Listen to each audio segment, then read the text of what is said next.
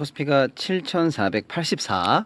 예? 7,400이요? 예, 코스닥은 911로 마감해서 코스피가 마이너스 8.29%. 진짜 많이 떨어졌네. 코스닥은 마이너스 9.08% 떨어졌습니다. 8%가 떨어졌어요. 네, 그리고 이제 장중에 고점이 8,048이었으니까 장중 낙폭이 제일 크게 벌어졌을 때가 600이에요. 600포인트.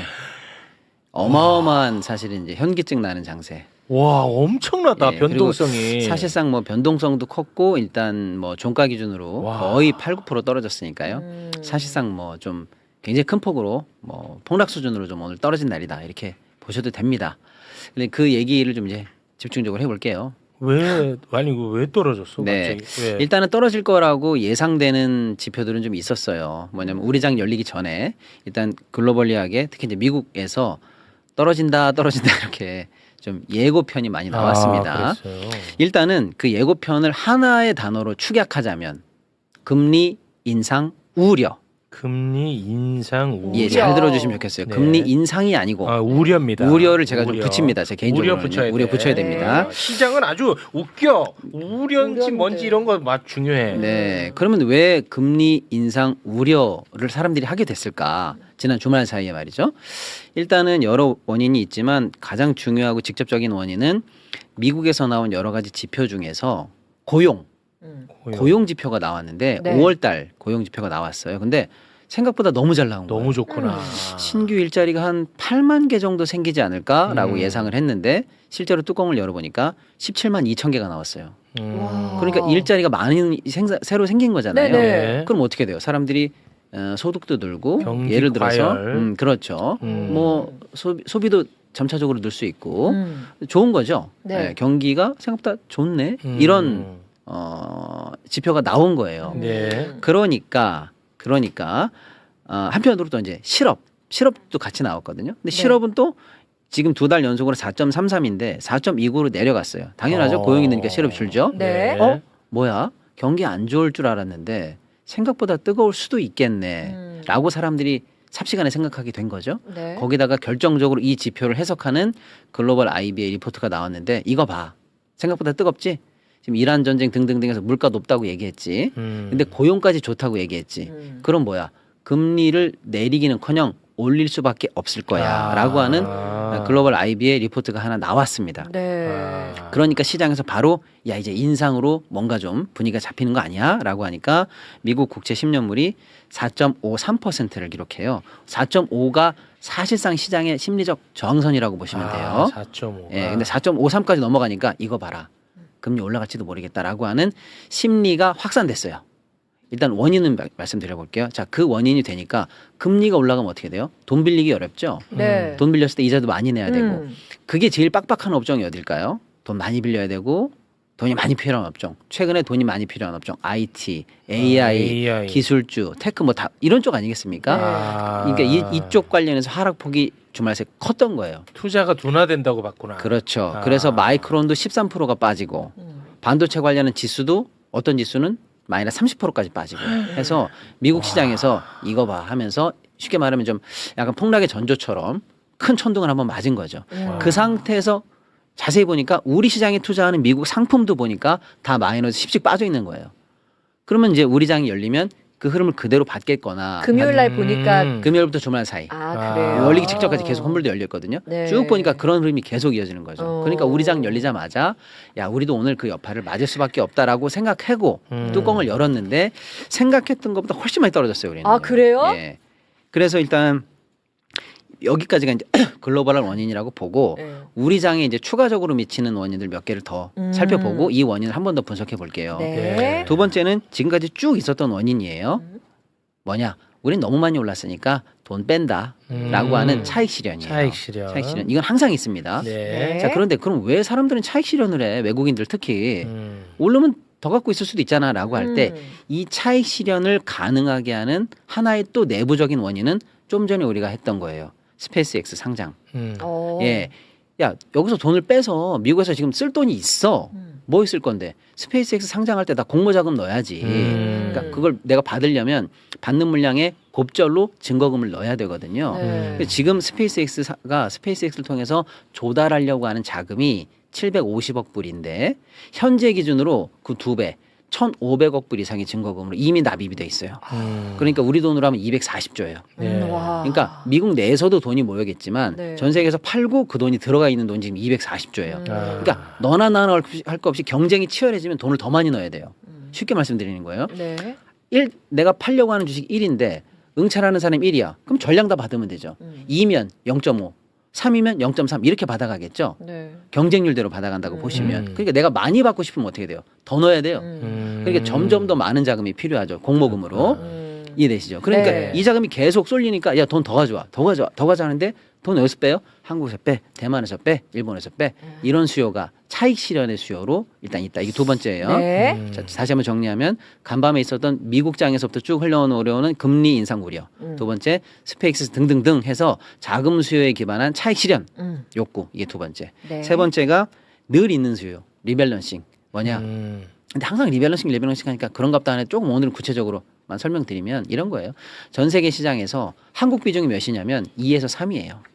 근데 지금 우리가 2에서 3을 놓고 시작했는데 우리 증시가 2배, 3배, 4배, 5배 올랐잖아요. 네. 그러니까 비중을 초월했어요. 너무 그러니까, 많이 올라서. 예, 그러니까 야 왜 이렇게 비중이 올랐어? 비중대로 해. 그러면 그냥 무조건 기계적으로 팔아야 돼요. 이건 무조건 있다고 보시면 돼요. 그렇지. 그리고 시장 비중도 그렇고 종목 비중도 마찬가지예요. 우리나라에 처음 투자할 때, 작년에 투자할 때, 올해 초에 투자할 때 삼성전자, 하이닉스의 종목 비중을 10, 15 이렇게 잡아난 펀드 입장에서는 무조건 지금 2배, 3배 올랐어요. 그리고 종목 비중은 미국에 있는 어떤 펀드도 다 25%를 넘는 게 없습니다. 근데 우리 시장에 예를 들면 100을 넣었는데 삼성전자, 하이닉스 두 개 합치면 우리 시장 비중이 이미 50.4가 넘었어요. 그러니까 우리 시장에 투자하는 순간 삼성전자, 하이닉스 둘 중에 하나 25%가 넘게 돼 있어요. 지금 현재 상황 그죠? 네. 근데 그 전엔 그걸 예상 못했을 거 아닙니까? 그러니까 그렇죠. 당연히 덜어내는. 그러니까 아. 시장 비중, 한국 시장 비중, 종목 비중은 다 넘었어요. 그러니까 오르면 항상 덜어내야 돼요. 이게 세 번째 리밸런싱. 네, 리밸런싱. 네 번째가 환율이에요. 환율. 환율이 간밤에 주말 사이에 1,560원을 터치했습니다. 860. 굉장히 높은 구간으로 가 있죠. 그러다 보니까 야 이거 환율이 높아지면 내가 지금이라도 한국 시장에서 팔아서 빨리 달러로 바꾸는 게 더 유리한데라고 하는 매도 압박이 또 한층 더해진 거죠.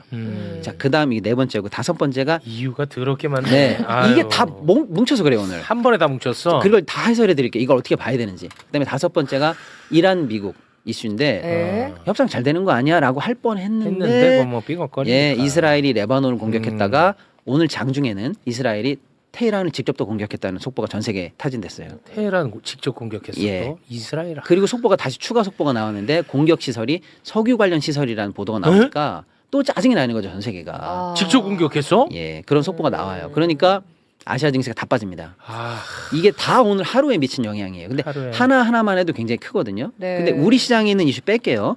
금리 인상, 미국 금리 인상 이슈 글로벌한 이슈죠. 네. 네. 그죠? 두 번째 이란 문제도 글로벌한 글로벌이죠. 이슈죠. 그래서 일본장이 오늘 마이너스 4%예요. 일본. 대만장이 마이너스 3.48. 이 정도가 아시아의 증시에 직격탄을 준 역할이에요. 이거 곱하기 우리는 2배 머저 네네. 막았다 이렇게 네. 보면 되는 거죠. 그러니까 기본적으로 4% 정도 빠질 수 있는 날에 우리의 아까 얘기한 차익 실현, 리밸런싱, 환율이 거기까지 얹어지니까 마이너스 8 정도가 8까지 나왔고 갔어. 집단적인 약간 패닉장이 조금 펼쳐졌어요. 요게 오늘 하루를 정리하는 겁니다. 그럼 이제 아. 잠깐만 미래를 한번 예측해 볼게요. 예측이라기보다는 좀 분석을 다시 해볼게요. 네. 너무 놀랄 필요 없다는 게 일단 결론 예측이에요. 일단 너무 놀라지 말래 너. 지금 너무 놀라고 너무 놀랐죠. 있거든요. 예, 너무 놀랐지. 놀랐거든요, 예, 지금. 왜냐면 금요일에 들어가신 분들은 황당하죠. 예. 들어가자마자 지금 종목에 따라 다르지만 10% 이상 뭐 빠졌으니까. 장난치나 그러더라고 아까. 예. 일단은 아까 얘기한 금리 인상 우려에 대해서 한 말씀만 들어가 보면 그래 고용이 많이 늘었다 이거지. 고용. 한꺼번을 더 다 이렇게 벗겨놓고 보니까 그래 숫자는 많이 늘었는데 어디서 일이 많이 늘어났나 했더니 서비스업, 서비스. 공공 부분이에요. 뭔가 했더니 미국에서 지금 뭐하죠? 월드컵.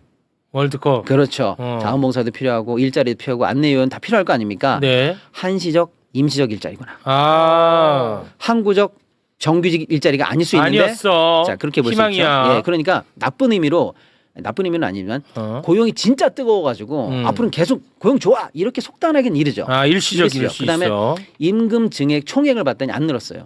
그러니까 낮은 임금에 저임금 임시직이 는 거 아닌가 이런 근거가 생기는 거죠. 아 네네. 자 결론 그래서 금리 인상 거의 확정이라고 보기에는 보기는 어려워. 아직까지는 금리 인상 우려로 봐야 되는 거 아니냐. 즉 패닉으로 던지기보다는 다소 위험하지만 그래도 관망해야 될 거 아니야?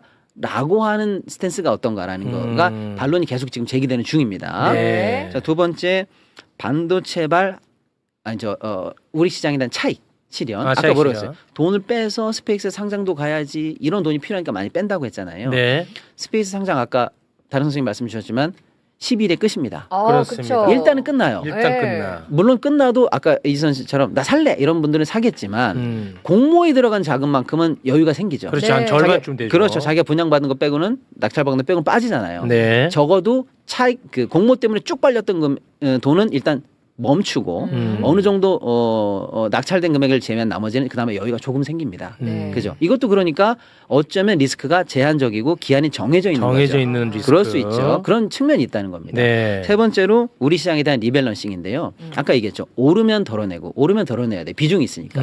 근데 지금 다소 조정이 있죠. 네. 역설이에요. 오르면 덜어내야 되지만 지금처럼 예를 들어 훅 빠졌어. 그럼 매도 압박은 또 줄어요. 줄어드네. 그렇잖아요. 비중 그렇지. 밑으로 가 있잖아요. 상대적으로. 좋아. 그러니까 이것도 어쩌면 밸런스 게임 같은 거지만 우리 시장에 대한 대탈출이야. 이건 아니단 그건 말이에요. 아니에요. 그러니까 일희일비할 수 있는 그런 요인이지 네. 항구적인 요인은 또 아닐 수 있잖아요. 오늘 떨어졌으니까 내일 덜 팔겠지. 이렇게 생각해도 된다는 거잖아요. 아쉬운 역설이긴 합니다만. 네. 자, 그다음에 네 번째가 환율이에요. 환율. 환율이 계속 높아지는 이유는 아까처럼 외국인들이 팔고 나가면서 환전했기 때문이에요. 다른 이유 없어요. 대통령도 오늘 관련해서 예, 얘기를 그 했습니다. 무조건입니다. 우리 시장이 나쁘고 한국 경제가 틀려서 탈출하는 게 아니거든요. 오직 외국인 매도세로 인한 환전 때문이에요. 역설이네. 예, 그런데 이거를 못 받을 상황이냐 우리가 아니에요. 지금 무역 흑자 많고요, 경상 흑자 많아요. 그리고 우리도 환전 안 하는 대기 수요가 많아요. 무슨 말씀이냐면 근본적으로 그거 누를까라고 마음 먹으면 누를 정도는 됩니다. 근데 지금 그걸 개입을 안 하고 있었던 하고 거예요. 있는 거예요. 왜 안 했을까요? 그러면 7월 달에 우리 환 시장이 24시간 체제로 바뀌어요. 연중 무휴로 바뀝니다. 1년에 이틀 빼곤 다 해요. 지금은 그게 아니었거든요. 주말도 쉬고 빨간 날 다 쉬고 낮에만 하거든요. 이 시장을 사실상 24시간 연중 무휴 시장으로 7월부터 바뀌어요. 네. 그건 나중에 얘기하고요. 바뀌면 지금은 밤에 일부 투기 세력들 전문가들이 막 밤 시장을 막 좌지우지 하는데 이제 완전한 오픈 시장으로 바뀌어 버리면 새로운 한국 시장의 환율에 제대로 된 컨센서스 레벨이 어디로 잡힐지 아직 미정이죠. 네네. 이해되시죠? 네. 완전히 오픈되고 나면 지금 한국 시장이 1540이 컨센일까? 1510일까? 아리까리하단 말이에요. 그게 미정이라서 당국이 쉽게 말하면 방어선을 설정을 못해서 잠깐 구두로 말로만 개입하고 있었지. 그렇잖아요. 우리가 1530에 막을 거라 딱 했는데 시장 컨센이 1520이야. 그럼 그동안 막은 이유는 의미가 아깝잖아요. 어차피 내려갈 거였고. 그렇지. 그다음에 거꾸로 위로 간다 그러면 이것도 버리는 돈이거든요. 그래서 잠시 멈칫한 거라고 시장이 본 거거든요. 네. 근데 멈칫한다는 느낌이 드니까 오히려 환율은 더 밀어붙일 수 있는 거죠. 투기 세력 입장에서는요. 그런데 이제 그 멈칫이 7월 달까지 기다리기에는 지금 너무 급하게 올라가고 있으니까 당국이 개입을 한다는 말을 계속하고 있는데 어저께는 비상대책회의를 하면서 얘기를 했고 오늘 대통령이 또 얘기를 했거든요. 그래서 오늘 낮 1시 12시부터 속보가 나오는데 드디어 국민연금이 환해지를 시작했습니다. 환율에 총알로 개입하기 시작했어요. 네, 이러면 이제 하락 압박이 환율 하락 압박이 실제로 실탄으로 개입이 되거든요. 자, 이 모든 걸 다 종합해 볼게요. 네. 내려간 이유를 설명드렸죠. 그렇습니다. 그 이유마다 다르게 해석할 포인트도 있지 않아요? 있네. 우려도 우려에 그칠 만한 이유가 있고 차익 실현도 스페이스 항상 끝나고 나면은 공모자금 그나마 여유가 좀 생기고 네. 외국인 차익도 매도세가 줄 수 있으면 이제 덜 덜어내도 되고 그렇기 때문에 환율도 저절로 떨어지지만 이제 실탄 개입이 들어가니까 환율 압박도 좀 덜 할 수 있죠. 제 말씀은 우리가 너무 급하게 올랐기 때문에 오늘 이렇게 5-6가지 이유로 폭탄적으로 매도를 맞을 수는 있어요. 네네. 그런데 이거를 패닉으로 보고 우리 시장이 꺾였다고 보고 과도하게 모두 다 투매에 나설 상황은 아니다. 다만 빨리 올라갔기 때문에 나는 조정 좀 할 거야. 나는 이 정도면 리스크 관리할래라는 합리적인 판단은 괜찮아요. 네. 개인에 따라서. 근데 시장이 꺾였다. 오늘 기사 보세요. 이제 뭐 다 날아간다. 투매 큰일 났다. 한국장 다 꺾이나.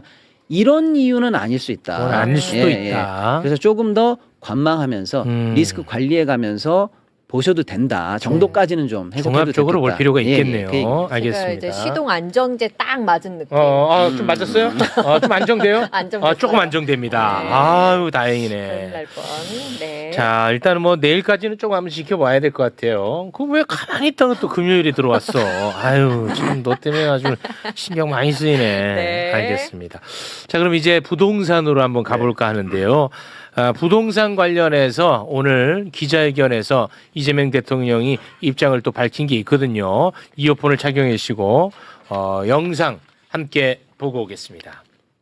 이번 6.3 지방선거에서 특히 서울시장 선거 결과는 수도권 부동산 민심이 반영됐다는 평가가 있습니다. 부동산 투기 공화국을 탈피하는 게 이 나라가 살아가는 길이다. 2022, 23, 24년 이 3년 동안에 공급이 확 줄었어요. 이거 속도를 내서 좀 빨리 해야 되겠다. 공급을 늘리는 거죠. 그다음에 투기 투자 목적으로 가지고 있는 거주용이 아닌 주택에 대한 부담을 늘리자. 그리고 남의 돈으로 부동산 투기하는 거는 막자. 그런데 이 투자 소득은 뭘 왜 그렇게 많이 깎아줘야 됩니까? 열심히 일해서 버는 세금은 절반 가까이 내는데 속도를 좀 빨리 내는 걸로 조만간에 그것도 정리해서 발표하게 될 겁니다. 그리고 선거와의 영향에 관한 얘기인데 선거를 지고 나면 진 이유가 망가지고요. 선거에 한 표라도 이기고 나면 이긴 이유가 망가집니다. 부동산이 어떤 영향을 미쳤냐. 저는 그 상수였다고 봐요. 그건 당연한 거예요. 그것 때문에가 아니고 그건 원래 있는 거예요. 이게 부동산 가격 때문에 선거에 악영향을 나쁜 영향을 미쳤다. 좋은 영향을 미쳤다고 따지면 아마 나쁜 영향보다는 좋은 영향이 차라리 더 많지 않았을까 싶어요. 1월 달부터 소위 말하는 구두 개입을 통해서 이걸 좀 이렇게 눌러놓지 않았으면 엄청나게 폭등했을 거예요. 그러면 폭등한 지역의 사람들이 민주당을 찍냐? 이번에 집값 많이 올랐으니까 찍어야지. 그랬을까? 그건 잘 모르겠어요. 네. 확실히 그 부동산 관련해서 현실 인식이라든지 방향성은 우리 소장님과 이야기했던 것과 그냥 일치합니다. 네네. 예, 그리고 앞으로 이제 공급 늘리고 보유세 올리고 대출 규제 관련한 정책이 곧 나온다는 얘기까지 했거든요. 네. 예, 짚어주시죠. 일단 대통령이 오늘 기자회견에서 말씀하셨듯이 중요한 건 뭐냐면 일단 지금 상황에서 선거하고 부동산하고 같이 이야기하는 언론이라든지 아니면 전문가들이 많아지기 시작했다는 거예요. 그렇습니다. 그건 뭐냐면 전형적으로 지금 이재명 대통령이 추진하고 있는 부동산 개혁을 압박하는 거지. 그렇습니다. 그렇지. 방해하는 거죠. 그러니까 뭐냐면 그것 때문에 선거에 졌기 때문에 그렇지. 그거에 다시 제고하고 어. 돌이켜야 된다는 거예요. 그렇습니다. 그런 측면에서 본격적으로 공격이 시작됐는데 네. 10페이지를 한번 지금 보겠습니다. 날릴 겁니다 아마. 자, 결국에는 선거 졌다는 거 부동산 때문이에요. 그러니까 어떤 부동산이냐? 이재명 대통령이 계속 얘기했던 부동산 개혁에 반대해서 표를 못 얻었고, 그렇지. 그래서 민주당이 졌다는 논리예요. 그렇습니다. 이게 이제 본격적으로 쏟아지기 시작해요. 저 엄청 쏟아집니다. 앞으로도 엄청 나올 거예요. 예, 단언합니다. 언론은. 그렇습니다. 이제는 그래서 결국에는 뭐냐면 지금 이재명 대통령 얘기하고 있는 그 얘기요. 세금, 대출 그리고 공급에 대해서 다시 재고해야 된다. 돌이켜야 된다.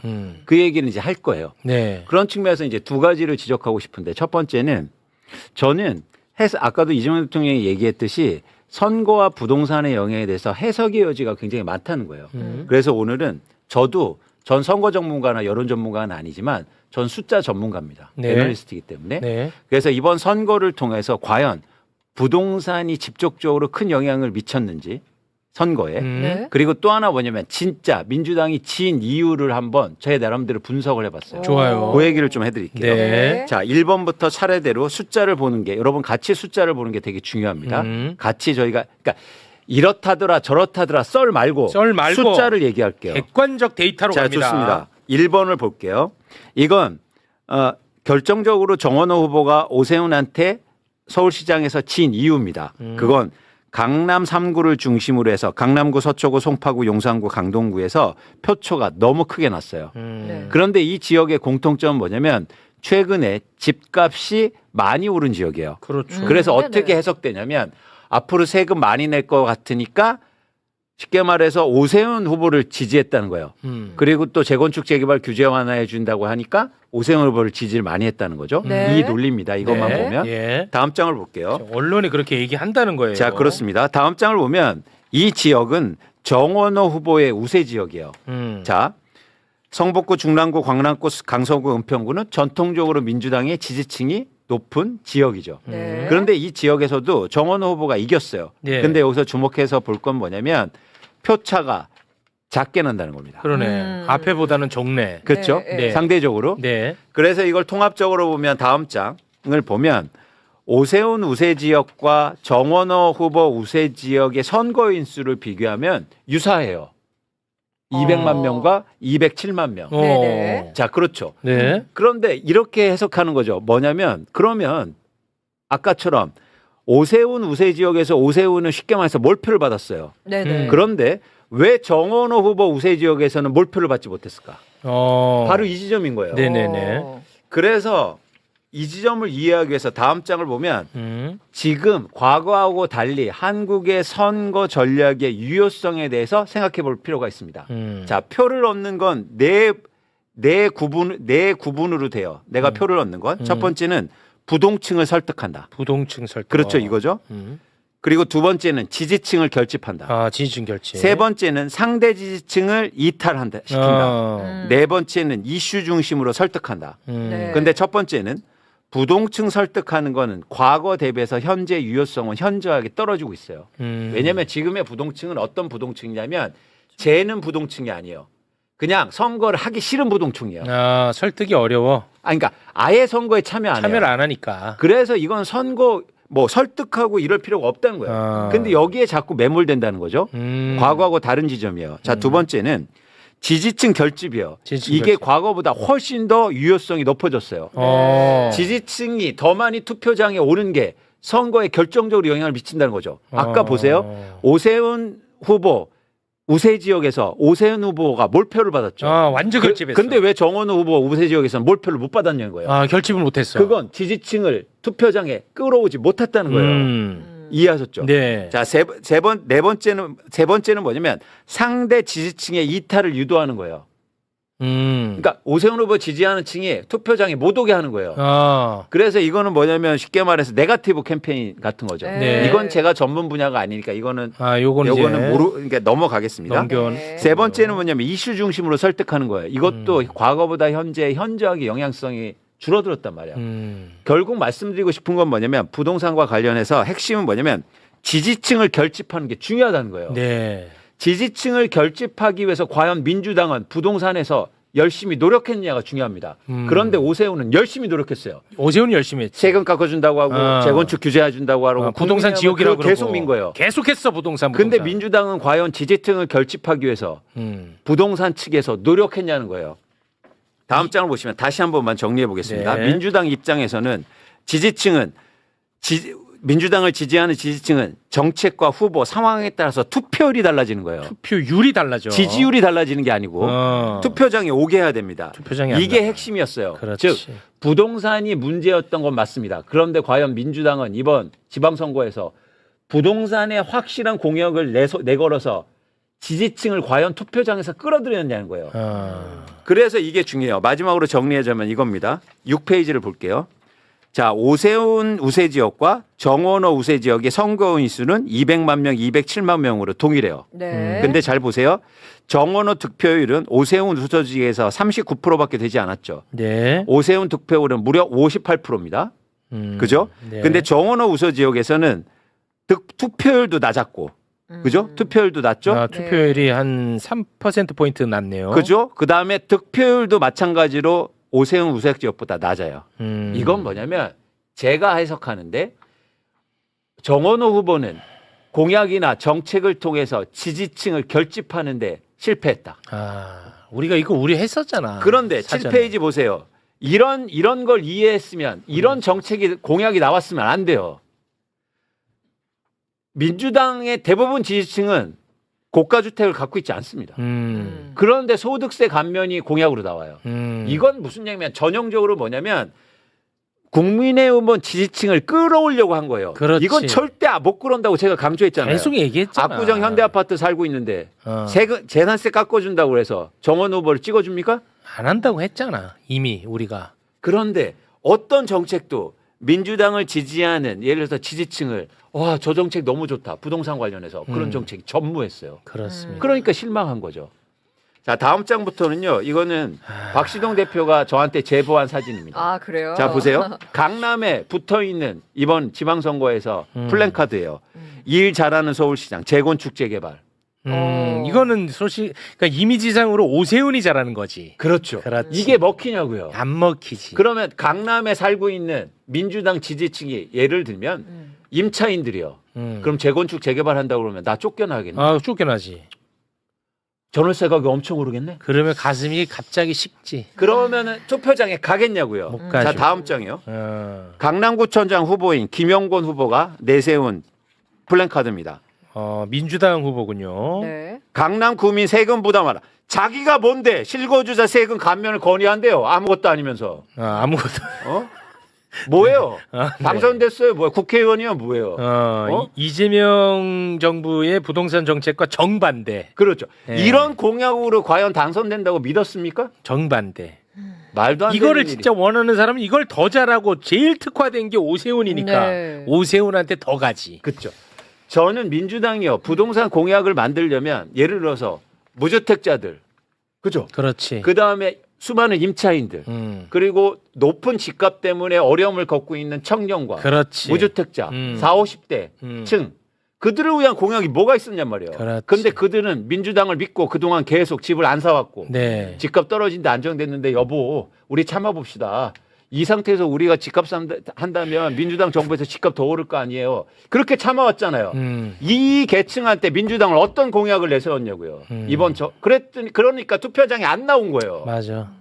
오세훈은 찍을 수 없으니까. 진짜. 이 패배 원인을 모르고 아. 지금 문제가 되게 심각했습니다. 어떤 심각한 점이 나오냐면 이제 일부 집값이 높은 동네에서 민주당이 패배했단 말이에요. 네. 그러면 이게 바로 총선하고 이어져요.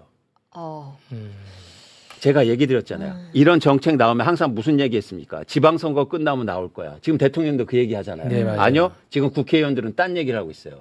어떤 얘기입니까? 다음엔 총선이잖아요. 그러면 이제 나오는 부동산 정책이 총선에 영향을 미칠 거잖아요. 그렇죠. 그러면 결사적으로 반대할 가능성이 크단 말이에요. 너무 어려운 이미 싸움. 그런 움직임이 시작됐어요. 어려운 싸움이야. 자, 개인을 비난하고자 하는 건 아닙니다. 그건 우리가 아닙니다. 여기에 답을 들어야 돼요. 자, 그런 거 11페이지. 아니야. 과천시가 지역구인 이소영 국회의원이 어제 페이스북에 이 글을 올립니다. 네. 부동산 실용주의와 노동개혁이요. 과천시장에서 민주당이 패배를 해요. 네. 그러니까 어떻게 연결되면 과천시가 집값이 비싸단 말이에요. 네. 그러니까 자연스럽게 보유세 올리고 재산세 만든다니까 반대할 것 같으니까 먼저 이런 얘기를 하는 거예요. 부동산 실용주의라는 단어 들어보셨습니까? 이게 뭐죠, 근데? 없어요. 이런 단어. 없어요? 부동산 개혁에 제가 볼 때 반대하는 단어예요. 그렇게 보시는 거예요? 네. 부동산 실용. 그러니까 이거는 지역구원들은 이미 총선을 준비하고 있다고요. 그럼 부동산 개혁이라든지 세금에 반대하겠지. 그러니까 부동산 실용주의라는 말은 사실 오늘 제가 처음 들었는데 네. 그러니까 부동산 시장을 안정화시키는 것은 어떠한 이념에 따라서 가는 정책이다. 우리는 그런 이념 정부가 아니다. 실용주의다. 요걸 강조하려고 부동산 실용주의 이런 걸 썼나 보네. 맞습니다. 맞지? 이재명 정부, 이재명 대통령이 명확하게 얘기했잖아요. 우리는 부동산 정상화로 간다. 그 정상화가 뭔지 아세요? 제가 명확하게 말씀드릴게요. 집값을 떨어뜨려서 수많은 무주택자와 청년들이 살 수 있는 대한민국의 부동산 시장을 만들겠다는 게 이재명 대통령의 이야기예요. 맞아요. 근데 그거를 이념으로 몰아붙이고 실용이라는 단어를 들어서서 그러니까. 반대하겠다는 얘기라고요. 그런가 이소영 의원은 여기서 답을 해야 됩니다. 아, 답을 해야 돼요. 이 방송을 듣고. 아니면 저희가 이소영 의원한테 계속 질의할 거예요. 이런 민주당 의원들이 앞으로 엄청나게 생길 거예요. 왜냐하면 다시 얘기드리지만 이번에 서울시에서 진 걸, 그리고 경기도에서 일부 지역에 진 거를 부동산 이재명 대통령의 부동산 개혁 때문에 부동산 정상화 때문에 졌다고 해석하면은 이제 이렇게 반대할 다 거예요. 꼬여버려. 자, 굉장히 중요한 기간입니다. 아까도 말씀드렸죠. 이재명 대통령이 이제 본격적으로 개혁에 나설 거예요. 네. 근데 민주당에서 이걸 도와주지 않으면 그럼 뭐 한 발짝도 나설 수가 못해. 없어요. 그렇죠. 그런데 이미 반동이 시작됐어요. 시작됐잖아요. 골치 아프네. 부동산 실용주의라는 단어는 저는 듣어보지도 못했습니다. 골치 아파. 예. 아, 자, 그래서요. 이제부터 우리가 여기서 좌절하지 말고 할 일을 해야 되잖아요. 네. 우리는 이런 얘기하는 의원들 계속 얘기할 거고, 네. 그다음에 진짜 우리가 뭐가 필요한 정책이 필요한 건지, 그리고 정부하고 그리고 지금 청와대나 이재명 대통령이 원하는 부동산 가고자 하는 부동산의 정상화 방향을 계속 네. 우리가 같이 얘기해야 돼요. 그래서 이광수 대표님은 말할 자격이 충분합니다. 왜냐? 네. 이광수는 정책적으로도 오세훈을 너무너무 끔찍이 싫어했지만 인간적으로도 오세훈을 싫어했어. 그 당선만큼은 막자는 차원에서 정원호 후보님 그렇게 가면 안 됩니다. 왜 오세훈이 잘하는 정책을 따라가려고 합니까? 정말 나는 오세훈이 당선되는 거 끔찍합니다. 이렇게 가면 안 된다는 것을 엄청나게 많이 경고를 했어. 맞아요. 아, 마지막 날도 제가 그래 지지 연설도 가서 연설까지 제가, 했잖아. 정원호 후보. 아, 그러니까 제가 아시잖아요. 아, 그러니까. 근데 그거보다 더 중요한 건 한국의 부동산 시장 정상화하지 않습니까? 그러니까 오늘도 이재명 특히 얘기하잖아요. 했잖아. 대한민국에서 가장 중요한 게 뭐냐? 부동산 개혁이다. 맞아요. 제일 중요하다고 했어. 그런데 왜 그거를 민주당에서는 그거를 왜 따라하지 않느냐고요. 이광수 소장님이 결과론적으로 얘기하는 게 아니라는 얘기를 하는 거야, 나는. 그렇죠. 네. 원래부터 경고를 네, 했었단 네, 말이야. 네. 그러니까 어떤 특정인을 비난하거나 비판하려는 의도가 아니라는 겁니다. 아니에요. 예. 우리가 큰 걸 보자는 거예요. 그렇습니다. 그래서 그 길을 가기 위해서는 사실은 이 걸림돌이 너무 많은데 네. 그거를 우리가 이게 너무 어쩌면 너무 큰 걸림돌이야. 국민의힘에서 이런 식으로 나오면 제거할 수 있어. 근데 우리 안에서 이게 나오면 그러면 너무 이거 힘든 어려워. 싸움이 되는 너무 거예요. 어려워. 이거는. 이거 그러면 어려워. 이재명 대통령도 혼자 할 수가 없다고 못해. 제가 말씀드린 거잖아요. 예. 예. 일단 첫째 모든 언론이 지금 정원호의 패인을 부동산으로 잡고 있단 말이야. 실제로. 그렇죠. 오늘 막 난리 났습니다. 그 누구예요? 하여튼 이제 다 달려들어서 이제 이재명 대통령이 SNS 글 올려서 이제는 뭐 선거 졌다, 뭐 세금 낸다고 그래서 강남에서 표 못 얻었지 않느냐 이 맞습니다. 얘기를. 네. 근데 제가 해석하지 않습니까? 지지층이 투표장에 안 나와서 진 거예요. 그렇지. 그러면 뭐 세금 깎아주면 압구정 현대아파트에 거주하는 사람들이 내란 때도 이재명 대통령 안 찍어줬는데 지금 뭐 정원호 후보 찍어줄 것 같습니까? 안 찍어. 아니 머리가 나쁜 거예요? 뭐예요?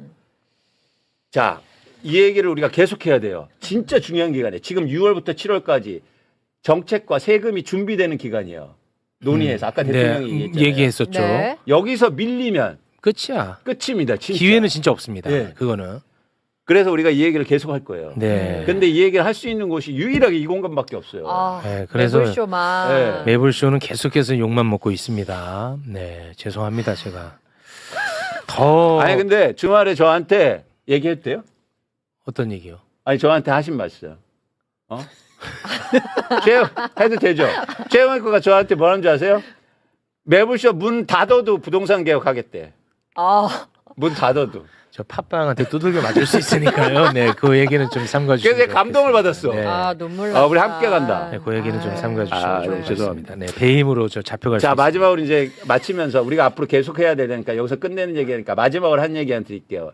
인간들 진짜 해도 너무한다. 12페이지. 12페이지는 12페이지. 뭐야? 아, 불안하다. 또 누구 이름 나올지. 아, 자, 자, 이게요. 지난해 말 기준으로 해서 우리나라에서 가장 주식을 많이 갖고 있는 구별을 조사한 겁니다. 주식을 누가 가장 많이 갖고 있는 동네가 어디예요? 강남구, 성남구, 서초구, 성남시, 강남구, 서초구, 용산구, 강남구, 용인시 여기 다 졌어 민주당에. 그래? 이 너무들하네 이 사람들은. 아니 주식해서 돈 벌었으면 그나마 좀 찍어줘야 되는 거 아니에요 인간적으로? 그러게. 진짜네. 와 진짜 와. 와. 너무들 한다 진짜. 아니 그 주식으로 이렇게 돈 벌었는데도 안 찍어.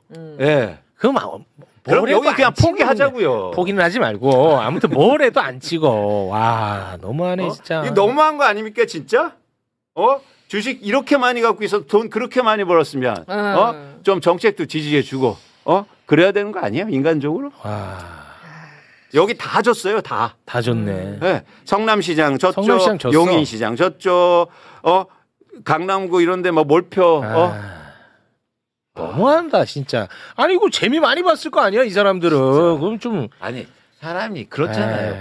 아니 돈 벌게 해주면 마음이 가는 거 아니에요? 맨날 그랬잖아. 그럼 뭐 이익 투표한다고 하는데 이익 투표도 아니네 이것도. 네. 그러면 강남구는 이익 투표한다 그랬거든 그 동안에. 이익 투표도 아니야 이거 보니까. 네. 그런데 거기다 대고 재산세 깎아줍니다. 그러면 표를 얻을 수 있습니까?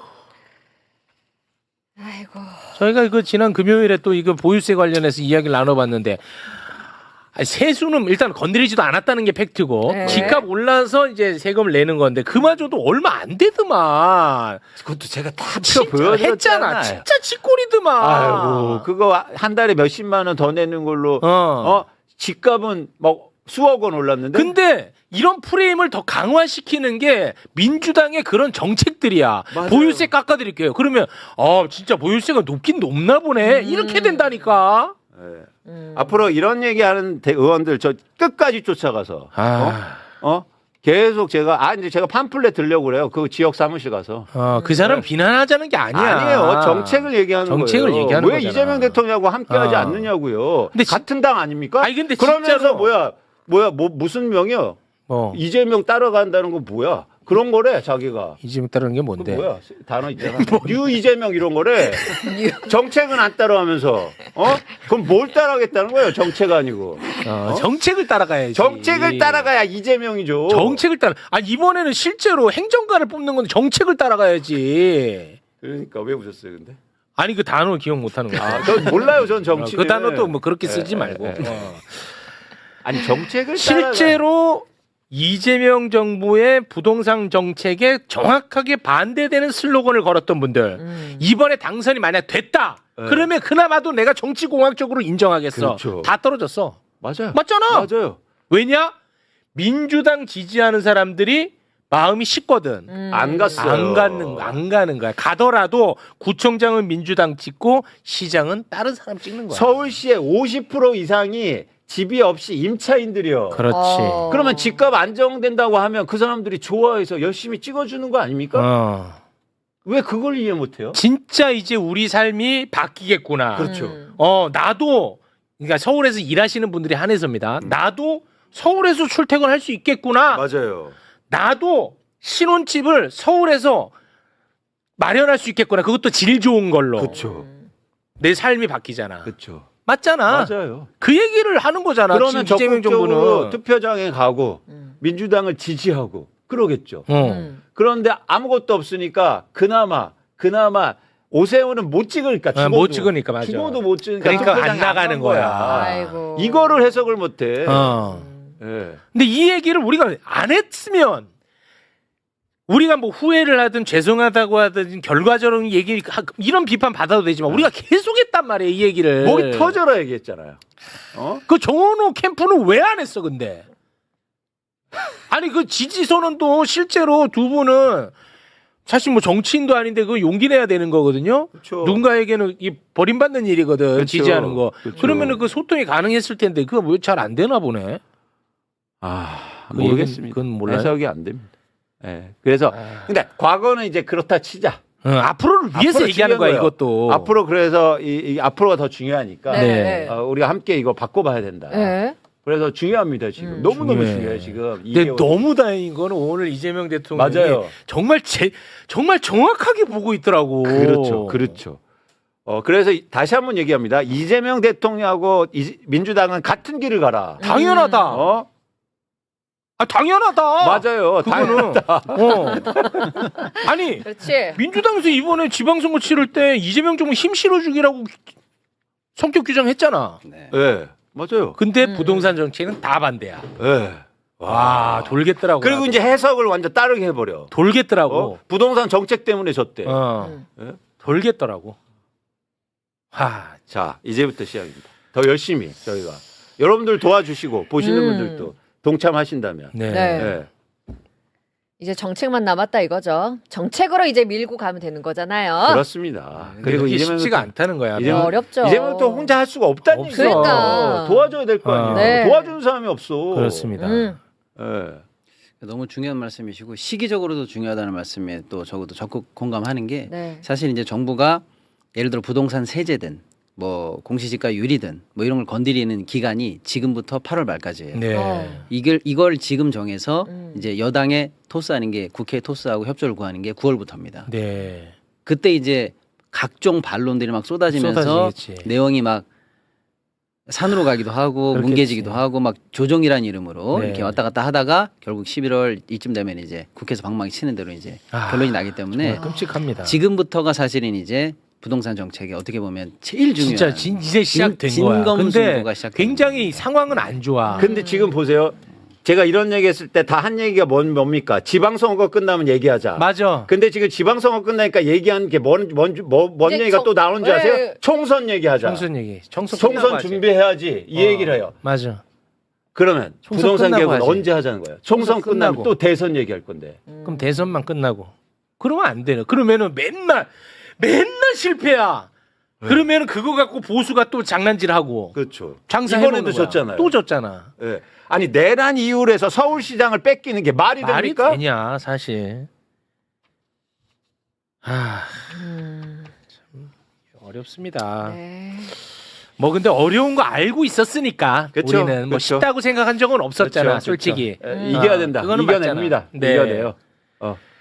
아니 더 힘을 내려고요. 안 되겠어. 안 되겠어. 안 되겠어요. 이거는 진짜 안 될 것 같아. 안 되겠어. 네. 진짜 갈 때까지 한번 가보자. 네. 갈 좋습니다. 때까지 가본다. 갈 때까지 가기로 했잖아. 저는 갑니다. 가기로 했어. 저는 어떠한 비난을 받더라도 네. 이거는 가야 된다. 네. 저는 그렇게 마음을 완전히 단단히 먹었고 아. 내 마음을 먹었다는 것을 내가 사적으로 연락 잘 안 하는데 안 하죠. 얘기하는 거야. 나한테 보내는 거야 사실. 네. 나한테 나 부끄러우실까봐. 알겠습니다. 아. 고맙습니다. 사진 찍어놨어요. 그렇게까지. 네, 알겠습니다. 근데 아무튼 지금 굉장히 여건은 안 좋아졌어요. 솔직히 말씀드리면. 안 좋아졌죠. 그런데 쉬울 거라고 생각한 사람 없기 때문에 네. 더 힘내서 가도록 하겠습니다. 네. 자, 그러면 두 분과는 여기서 인사를 나누겠습니다. 두 분 대단히 고맙습니다. 네, 감사합니다. 네, 고맙습니다. 자, 그럼 저희는 여기서 마무리